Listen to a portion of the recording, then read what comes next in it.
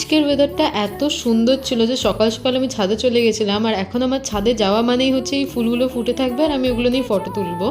আর নিচে এসে দেখছি যে মা আজকে মাশরুম করছে। এগুলো আই থিঙ্ক বর্ষাকালেই বেশি পাওয়া যায় আর খুব সুন্দর এগুলো দেখতে লাগছিলো, পুরো ফুলের মতো। তা আমি এগুলো ভালো করে ধুয়ে নিয়েছি, আর আজকে মা বলেছিল আমাকেই রান্না করতে। তো আমি পেঁয়াজ টিয়াজ সব কিছু ভেজে নিয়ে এটাকে একটু কষা কষা টাইপের রান্না করেছি। মাশরুম খেতে আমার ভীষণ ভালো লাগে, আর যে জিনিসগুলো আমার খেতে ভালো লাগে আমি এগুলো ভালোভাবেই রান্না করি। আর আলু বেশি ছিল না, অনেক কমই আলু দিয়েছি। আর সাইডে আমি পটলও ভেজে নিয়েছি, জানি একটু পুড়ে পুড়ে গেছে ব্যাপারটা।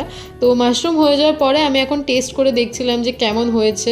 তাড়াহুড়োতে আমি গরমটাই খেয়ে ফেলছিলাম, তারপরে মা বললো যে ফু দিয়ে খেতে। তো সত্যি বলতে গেলে খুব সুন্দর হয়েছে। আর লাস্টে না আমি একটু ঘি আর একটু গরম মশলাও দিয়ে দিয়েছিলাম, যেটার জন্য আরও সুন্দর হয়ে গেছিলো ব্যাপারটা। দুপুরবেলা মাশরুম ছিল, ভাত ছিল আর পটল ভাজা ছিল। আর বিকালবেলা আমি একটু বেরিয়েছিলাম, বাড়ি এসে দেখছি যে মা আমার জন্য চিকেন কাটলেট এনেছে। আর এটা এত শক্ত ছিল যে ভাঙা যাচ্ছিল না, বাট তাও টেস্টটা ভালো ছিল বলে খেয়েছি। So that's it for today.